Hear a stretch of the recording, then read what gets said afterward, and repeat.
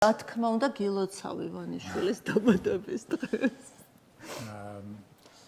ხო. ახლა მაშინ ვახსენებ, რაც ვიხუმრეთ,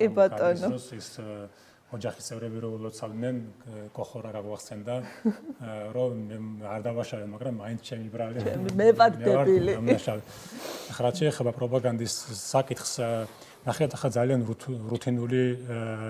საქმე არის და დაახლოებით დღეში მოითხოვს სადღაც 3-4 საათი აი ამ რუტინულად სკროლვას, სხვადასხვა სოციალების და სულ მიჩნდება ხოლმე ასეთი განცდა, რომ რატომ დაუშვათ ახლა კი გასაგებია ძალიან დიდ პრობლემებში არის ოპოზიცია, სამოქალაქო სექტორი, გადაკეთეს ყველანაირი დაფინანსება, არც აქ მოიძიება, არც არაფერი და მაინც მაქვს ხოლმე ასეთი განცდა, რომ საჭირო საქმე არის ახლა გინ პარტიებს, გინ სამოქალაქო სექტორს, რო ყავდეთ გამოყოფილი სპეციალურად ადამიანი, ვინც ამას გააკეთებს, ყოველდღიურად მონიტორინგს და რაღაცეების აღმოჩენას და მუშაობას, ჩემი აზრით, საზოგადოებას უფრო მეტ ინფორმაციას მიაწვდის. და ხარ შეეხება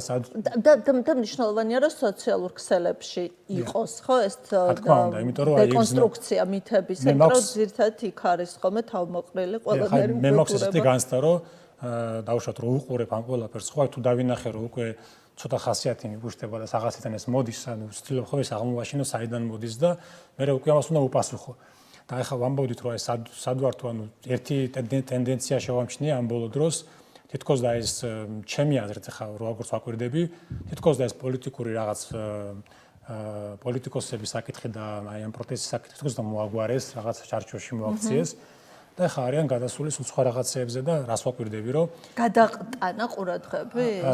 ნახეთ სხვადასხვა ჯგუფები აღმოაჩინა და რა ხდება, რომ ანუ პოლიტიკური პროცესი, რომელიც არ არის ჯანსაღი და არ არის ბუნებრივი, ხო, როგორც უნდა ხდებოდეს ყველა ქვეყანაში, ანუ ეს ხო ყველაფერი რაღაცაში მოაქციეს და ხა არიან აი ფულის შოვნაში არიან რა თქმა უნდა ყველაფერს ხედავ ჩვენ თვითონ მაგრამ ახლა გამოშთა დამატებით რაღაც ჯგუფები რომლებიც ხალხის პრობლემებზე საუბრობენ და მე რა ვიცი რა ვაკვირდები უფრო და უფრო წმუნდები იმაში რომ განსაკუთრებით ბოლო 2-3 თვეში რომ ეს არის ასე ვთქვათ მართული და ახლა ახსნი რას გულისხმობ ახლა ბოლო ვიდეოს ამაზე ხმიანება არის მაგალითად რაღაც ჯგუფი რუსეთში არის აქაც და თითქოს და ესეთი განცდა მაქვს რომ რაღაცა ეს ადამიანები შეკრიბეს, რომლებიც თითქოს მთავრობასაც ლანძღავენ და აქვთ ესეთი მიმართულება, მთავრობას ლანძღავენ, ოპოზიციას ლანძღავენ და ესე იგი ხალხის პრობლემებზე საუბრობენ. და ამ შემთხვევაში ხარ ის თქმა მინდა, უკვე პირდაპირ ეთერები აქვთ, აი, ნახეთ, მე ამ ყველაფერს რა მოყვა. საუბრობენ რეალურ პრობლემებზე ადამიანებს, მაგრამ საბოლოოდ ამთავრებენ იმით, რომ ამ ყველაფერში დამნაშავე არის დასავლეთი. და რატო აკეთებენ ახლა ამას ან ჩემი განცდით, იმიტომ რომ რაღაც დონეზე მაინც ეხლა რა თქმა უნდა რუსეთისთვის უფრო კომფორტული იქნება,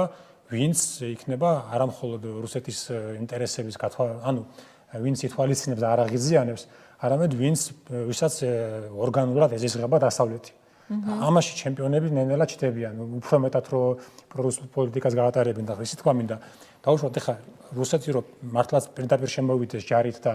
მიგვიერთოს ამ რაღაცა თავის კავშირებში, დსთ-ში და ევრაზიულ კავშირებში, ხო? ამისთვის არიან სხვა ადამიანები ამზადებენ თავის თავს. აი რო ვაკვირდები რა. ამათ თუ ყველას დაიჭერენ, ფულსაც აართმევენ და ამათ ამ თუ გონიათ ეხლა ქართულ ცნებას რომ ამათ დაიტოვებენ, ეს არის დიდი ტყუილი და ეხლა რას ვაკვირდები რომ ჩემი ამოცანა ეს არის რომ რამენაირად ეს ქუთაისში ვარ და მართლა ვხედავ ამ პრობლემებს და ვიღაც ადამიანს ხვდები ქუჩაში ან ტაქსის ხოლს ან ისე ადამიანები მომნებიან რომ აი ამ პრობლემებზე საუბრობენ რეალურ პრობლემებზე რა რაც მართლა და ამის იდენტიფიცირებას ახდენენ მე რომ ვეკითხები რომ აი საერთოდ და იცი რა აი მე უყურებ სიტყვაზე უცხოს უყურებ გусმენ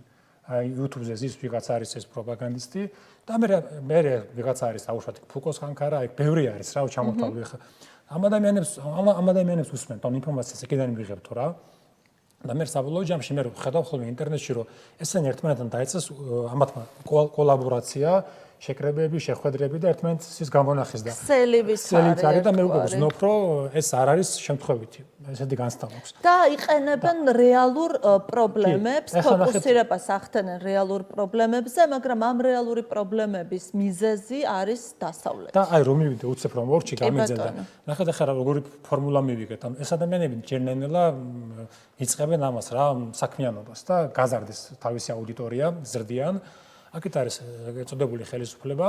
და აქეთ არის სამწუხაროდ არც ვადანაშაულებ. არის ოპოზიციის სამოქალაქო სექტორი, რომელიც არის ამ დიდ წნეხში და ამდენი დაიჭირეს, ამდენს პრობლემებში არის და თითქოს და ესენი არიან ორიენტირებული აი ამ წინააღმდეგობაში, დიდი ენერგიის ხარჯვაში და ამასობაში აქეთ რაღაც ამის პარალელურად ჩვენ დავიწყეთ სხვადასხვა ადამიანებმა ამ პრობლემებზე სულ ლაპარაკობთ ამაზე, მაგრამ დავიწყეთ ჩვენს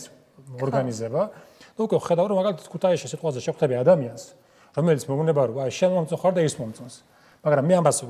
შენ სამ პრობლემებს ვსაუბრობ. ხო არის ფასები, დემოგრაფია, აი ესაც არის, ხო, ასაც საკითხები არის. იდენტიფიცირება და მაგრამ გეუბნება რომ მაგრამ ეს მოწონს რომ ამაზე საუბრობთო რა, ამ ყველაფერზე, მაგრამ ბოლოს მაგალითად მე მიმყავს პირიქით რომ ამის სათავე არის აქ ოლიგარქია, პრობლემა არის და რუსეთი. ხო და ეს ადამიანები გეუბნება ეს შენ მომწონს ხარ და ის მომწონს. იმიტომ რომ თქვენ საუბრობთ ხალხის პრობლემებზე. და ხა რომ მივიდეთ ჩემი ეს საფრთხე არის და ვიზახი ხოლმე კიდეს რომ ერთ ორ წელში არჩევნები ეხლა რო არ იყოს და იყოს ერთ ორ წელში არჩევნები სულ რო წარმოდგენა არ აქვს ისეთი ჯგუფები ემზადებიან და რეალურ ხმებს რომ მიიღებენ რა და ამას აქედანვე ხა ოპოზიცია დაკავებული არის მართლაც იმ წნეხის მოგერიებით და რაღაცეებით მაგრამ ამას ყურადღების მიქცევა ჭირდება